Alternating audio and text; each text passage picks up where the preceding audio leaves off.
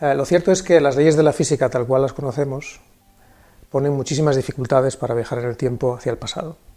Esto se debe a uno de los principios fundamentales, que se llama el principio de localidad. El principio de localidad, que está perfectamente comprobado en todos los experimentos que hemos hecho en física de cortas distancias, en física de partículas, dice dos cosas. Por una parte, el espacio-tiempo, cuando uno lo mira en distancias pequeñas, es suave, es decir, tiene una estructura muy sencilla, no está muy curvado. Tiene una pinta, como un cuadradito, en el que uno tiene el espacio, esta dirección, y el tiempo, en esta dirección, corriendo hacia arriba.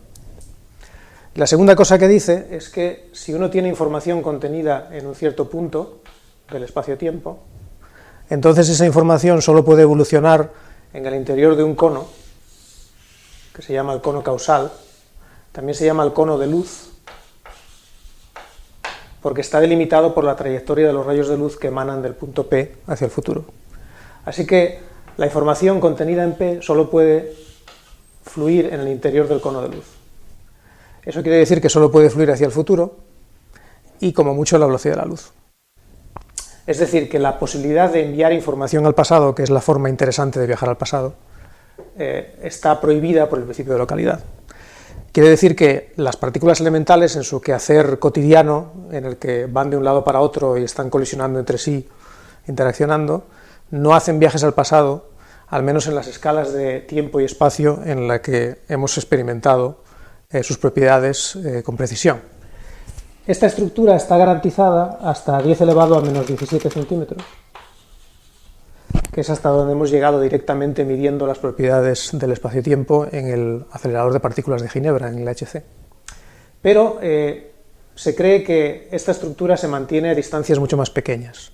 Incluso podría mantenerse hasta distancias del orden de la longitud de Planck, que son 10 elevado a menos 33 centímetros. Una vez que uno llega a esta distancia, esta estructura no sabemos si sobrevive, es decir, que todas las consideraciones que voy a hacer son plausibles en la escala de distancias que va entre la escala de Planck y las escalas en las que hemos hecho experimentos. Así que esta propiedad implica que si uno quiere fabricar una máquina del tiempo, tiene que puentear la tendencia natural de las partículas elementales a no llevar información al pasado. Es interesante que sí se puede llevar información al futuro más rápido de lo habitual y las partículas elementales lo hacen todo el rato. Resulta que el flujo de información es más rápido por el borde del cono que por el centro. Eso se debe a que el tiempo fluye más lentamente en el borde del cono que en el centro del cono. Por tanto, una información transita hacia el futuro en menos pasos de tiempo si lo hace por el borde. Eso quiere decir que si uno quiere enviar información al futuro, la manera más rápida de hacerlo, digamos, es hacerla dar vueltas o ir de un lado para otro a casi la velocidad de la luz durante todo el tiempo. De esa manera, el reloj interno del sistema físico que lleva la información es más lento y entonces subjetivamente uno tiene la sensación de que viaja al futuro. Ese mismo fenómeno se puede realizar si uno dispone de un campo gravitacional intenso, por ejemplo. Si uno tiene un observador que está parado y va del punto P al punto Q,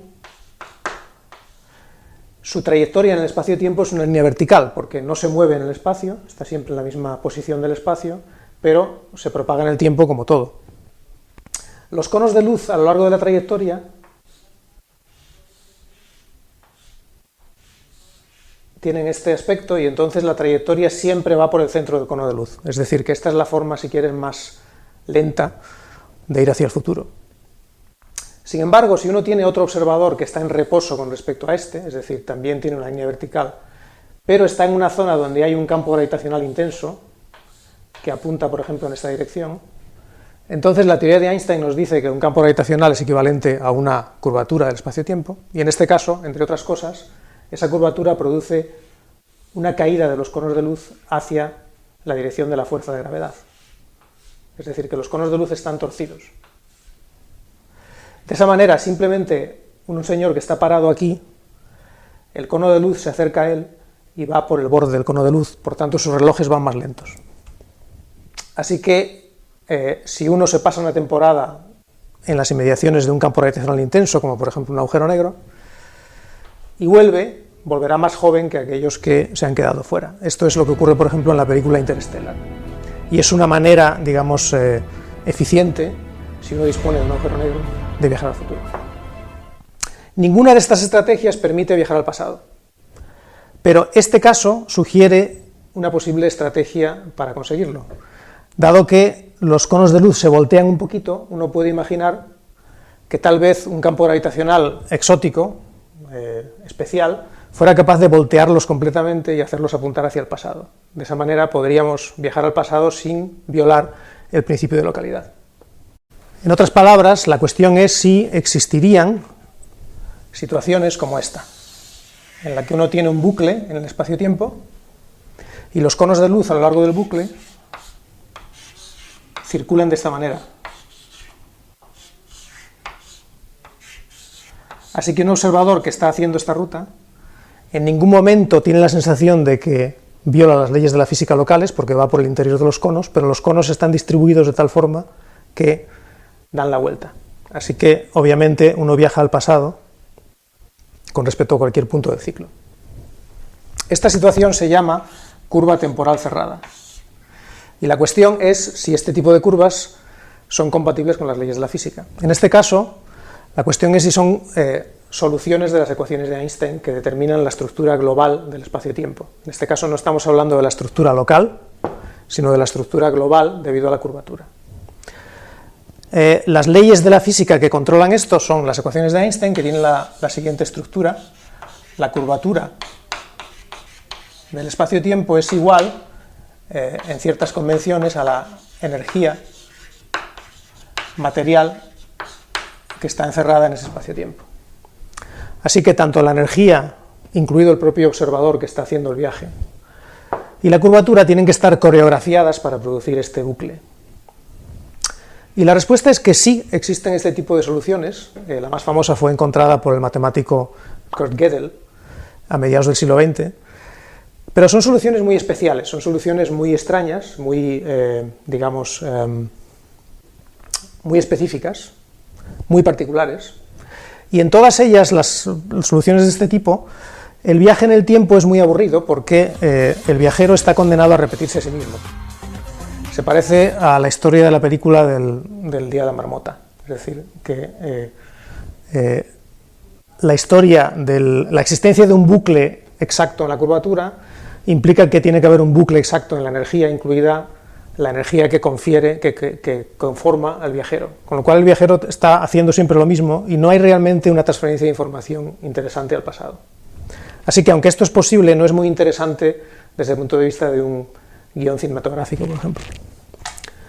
Una situación más interesante sería disponer de un observador que en el pasado vive en un espacio-tiempo en el que no hay curvas cerradas temporales, no hay máquinas del tiempo. Entonces él viene por aquí, va hacia el futuro, va a la universidad, aprende a hacer una máquina del tiempo y la construye, y luego la utiliza, es decir, se introduce en ella, vuelve al pasado, y luego continúa su viaje hacia el futuro tranquilamente, después de haber utilizado la máquina del tiempo. En esta situación, la máquina del tiempo ocurre, o la curva cerrada temporal ocurre, en una región finita del espacio y del tiempo, y se supone que requiere una cantidad finita de energía, de recursos energéticos. La cuestión es esto posible? La forma en la que esto se trata de realizar en la teoría de la relatividad general es la siguiente. Uno asume que en el momento en el que la máquina del tiempo se activa, hay un boquete, un agujero en el espacio, del cual sale una hoja del espacio-tiempo, que es como un túnel paralelo, que sale por otro boquete en el pasado. Este túnel se llama agujero de gusano y es como una oreja que le pegamos al espacio-tiempo que te permite volver al pasado. Todo esto se incrusta dentro de un espacio-tiempo normal,